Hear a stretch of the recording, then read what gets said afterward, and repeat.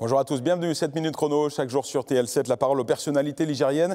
C'est le sénateur socialiste de la Loire, Jean-Claude Tissot, qui est avec nous aujourd'hui. Jean-Claude Tissot, bonjour. Bonjour. Merci de venir nous voir aujourd'hui pour faire le bilan de cette année 2018 et parler de l'actualité plutôt mouvementée de cette fin d'année. L'actualité l'exige évidemment, depuis le 17 novembre dernier, le mouvement des Gilets jaunes, les occupations de ronds-points, les manifestations et puis les annonces du président de la République il y a peu. Comment vous avez vécu cette situation des Gilets jaunes depuis le 17 novembre, Jean-Claude Tissot ? Un peu comme tous les Français, c'est-à-dire que, à mon avis, c'est un mouvement légitime et qu'à un moment ou un autre, immanquablement, ça devait arriver. Moi, j'ai pas voulu faire de récupération politique, comme certains collègues ont pu le faire. En tout cas, moi, j'ai jamais voulu. Vous avez laissé vivre ce mouvement. Voilà, et cet après-midi, pas plus tard que cet après-midi, je suis invité par des Gilets jaunes pour justement débattre de quelle suite ils imaginent et comment nous, parlementaires, on peut s'inscrire dans cette suite. D'accord. Voilà.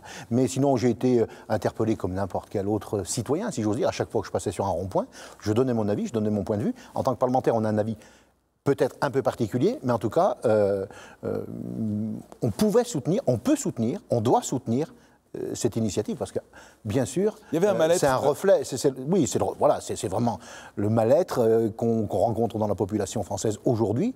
Et bien voilà, c'était le signal qui a pu être envoyé par la population. On a beaucoup dit que c'était la France périphérique qui était dans la rue, avec les Gilets jaunes, en tout cas la France des territoires un peu oubliés. On sait votre combat pour la France rurale, les services publics dans des zones reculées au loin des villes. Est-ce que on pouvait imaginer que ce mouvement prenne cette ampleur-là ? Je ne sais pas si on pouvait l'imaginer, mais si le gouvernement, si le président de la République avait répondu tout de suite aux doléances, aux premières doléances, parce qu'en fait c'est avec la taxe carbone. C'est parti du gasoil, voilà. Ouais. Donc s'il avait donné une vraie réponse, mais au lieu de donner une réponse, il a plutôt méprisé ces gens-là. Et quand on méprise les gens, il ne faut pas s'étonner qu'après la mayonnaise prenne plus et les violences qu'on a pu connaître, que je condamne, et qu'on a pu connaître, arrivent.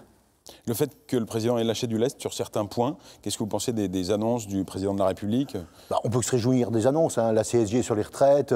Bon, alors moi, ce que je regrette, c'est que la taxe carbone, il l'ait mise aux oubliettes, parce qu'on aurait pu l'accompagner de façon différente. Nous, dans le cadre de la loi de finances, on avait porté plusieurs amendements pour trouver des fonds, entre autres le rétablissement de l'ISF. Bon, ils ont effacé ça d'un revers de main. C'est dommage, c'est dommage. D'ailleurs, avec plusieurs parlementaires, vous venez de lancer cette initiative du référendum d'initiative partagée en attendant le fameux RIC que demandent les Gilets jaunes. Alors là, il faut que les parlementaires mobilisent une majorité d'entre eux pour créer voilà. Alors le RIC, on ne peut pas le faire parce que la Constitution nous l'interdit, mais en tout cas, nous, ce qu'on propose, c'est donc les deux groupes socialistes à l'Assemblée et au Sénat. Il faut 185 parlementaires qui signent cette possibilité pour avoir un référendum et pour pouvoir rétablir l'ISF. On est 155 de gauche, il en reste 30 à convaincre, on va le faire.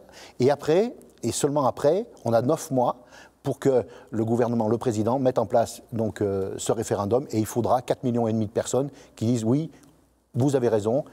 Il faut rétablir l'ISF. Et est-ce que le rétablissement de l'ISF, ce serait la solution à tous les problèmes d'aujourd'hui ? Non, ça ne va pas être la solution à tous les problèmes. C'est une symbolique, et c'est 4,5 milliards quand même. Oui. Donc, bien sûr, c'est une symbolique. Et moi, je pense qu'aujourd'hui, on ne peut plus vivre dans une société où certaines classes, certaines personnes se gavent, ont beaucoup d'argent, et d'autres, quasiment meurent de faim dans la rue, quoi.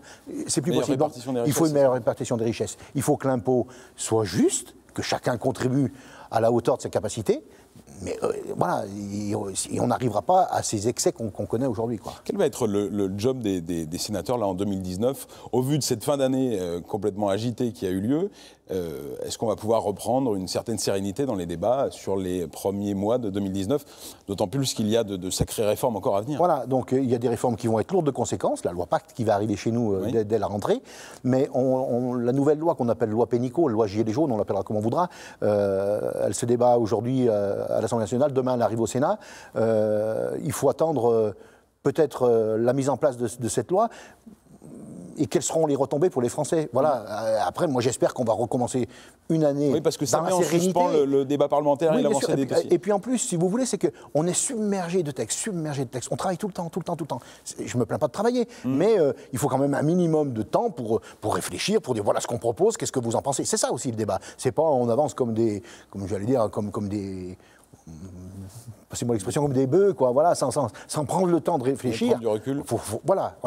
Mais j'espère que 2019 nous permettra justement de prendre ce temps-là sur le premier trimestre. Voilà. Quels vont être vos combats, vous, Jean-Claude Tissot, à titre personnel, pour cette année 2019 ? Vous êtes particulièrement investi pour la cause agricole cette fin d'année. Ça va continuer en 2019 ? Il y a des objectifs précis que vous êtes fixés ? Oui, alors on a beaucoup travaillé sur l'agriculture, l'alimentation, la santé avec la loi Egalim durant l'année 2018. Il va falloir accompagner les ordonnances qui vont peut-être être mises en place par le ministère de l'Agriculture, pour ce qui nous concerne. Mais après, il n'y a pas vraiment de sujet de prédilection, puisque les textes arrivent comme ça. Non, je pense que c'est plus un travail au long cours et répondre aux sollicitations des uns et des autres. Et moi, je fais ça tout au long de la semaine, tout au long des mois, tout au long de l'année, j'ai fait ça, quoi. Comment se porte la Loire aujourd'hui ? Comment se portent les territoires que vous visitez ? Moi, je pense qu'ils ne se portent pas si mal que ça. Après, il faut faire très attention aux faces cachées de l'iceberg, quoi. Souvent, les gens qu'on peut nous rencontrer, il y a un certain enthousiasme, mais il y a aussi des gens qu'on laisse sur le bord du chemin. Et c'est ces gens-là qu'il faut être, c'est pour ces gens-là qu'il faut être attentif et voir de quelle manière on peut les accompagner au mieux. Et puis il y a des secteurs géographiques, il y a des types de populations en particulier qui sont en souffrance dans la Loire ou pas ? Alors, je sais pas, je pense pas qu'il y ait de secteur géographique. Il n'y a pas des gens plus malheureux au nord qu'au sud, mais je pense qu'il y a des gens partout qu'il faut accompagner. Moi, j'ai la chance de pouvoir me balader. Donc, aujourd'hui, ce matin, j'étais à Saint-Étienne. Cet après-midi, je suis dans le Rouennais à Renaison. Demain, je suis dans le Pilat. Donc, j'ai une appréciation assez juste. Il y a des problématiques qui sont similaires au nord et au sud. Voilà. Donc, moi, parlementaire, je me dois d'accompagner les gens qui ont besoin de nous, quoi. Un mot, il nous reste 20 secondes pour parler du Parti Socialiste. Que va-t-il se passer au Parti Socialiste en 2019 et 2020 ? Ça peut être la renaissance du Parti Socialiste ? J'espère. Moi, je milite pour ça. 2019, c'est les élections européennes. Qui sera nos têtes de liste ? Et on se mettra derrière le choix d'Olivier Faure.